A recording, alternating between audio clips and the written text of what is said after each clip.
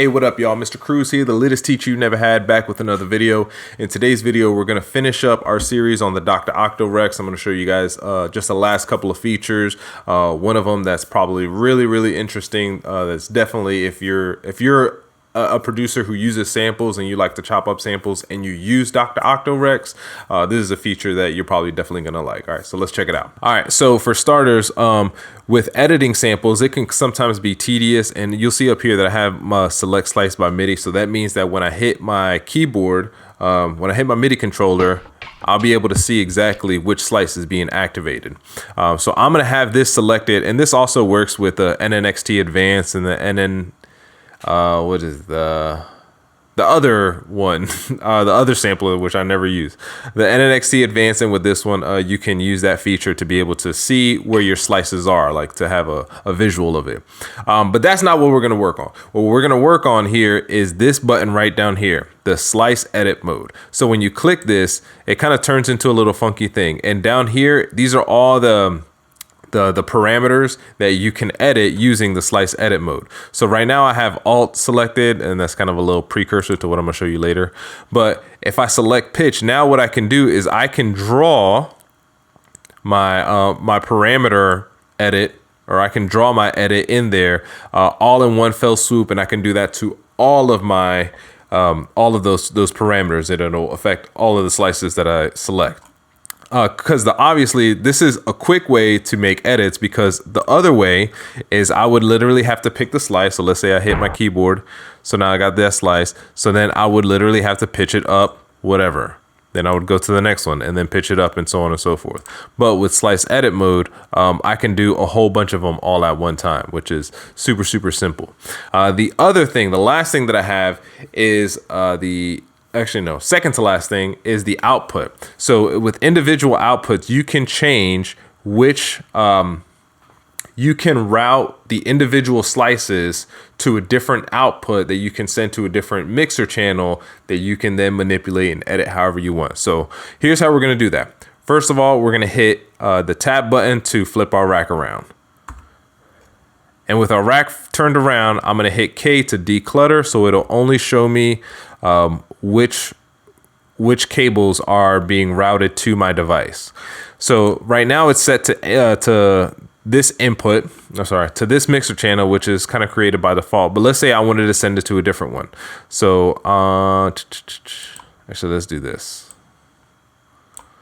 Right, because then that's how it'll normally look when you open it up by default. So I'm gonna take output 1, and I'm gonna route it to, we don't even need the spider. We're gonna route it to a different mixer channel. So hit tab to turn our rack back around. So now if I go to whatever slices that I pick now, oh, that's reverse. Yo, not reverse. Let's go to alt. So now whichever, no output, whichever slices that I pick, you see how these are highlighted. This means that it's being routed to output 1, right? If I click it a little higher, it'll be output 2, then output 3, 4, 5. I believe it gives you 8 total outputs. So now each one of these slices, when I hit them, you'll see that it won't be highlighted up here. It'll be highlighted down here. All right, pretty dope. The last thing, this is the money maker right here.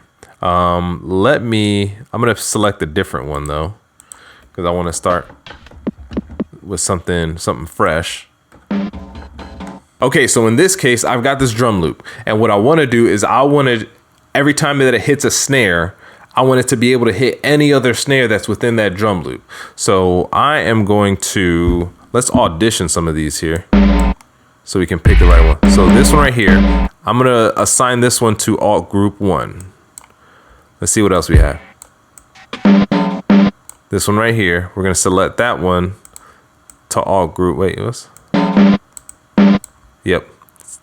Alt group 1. Alt group 1. Alt group 1. All right, so here's a cool thing, and I'm gonna leave it like this so that you guys can see it. I'm gonna hit run, and what you'll see, actually, let's go back to regular mode.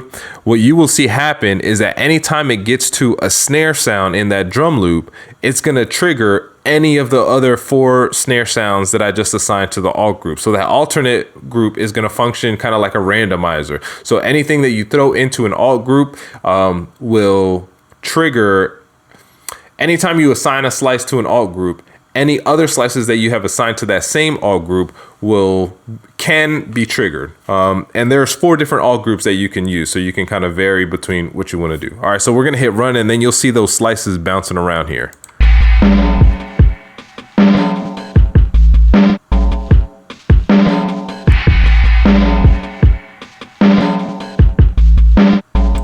It's crazy how it only did it for those last 2, even though those first 2, that's just kind of like happenstance. But anyways, that's what I got for you guys today. Hopefully that's something that you guys learned, something that you'll use in the future. If you did learn something, please let me know in the comments below. Make sure you guys like, comment, and subscribe.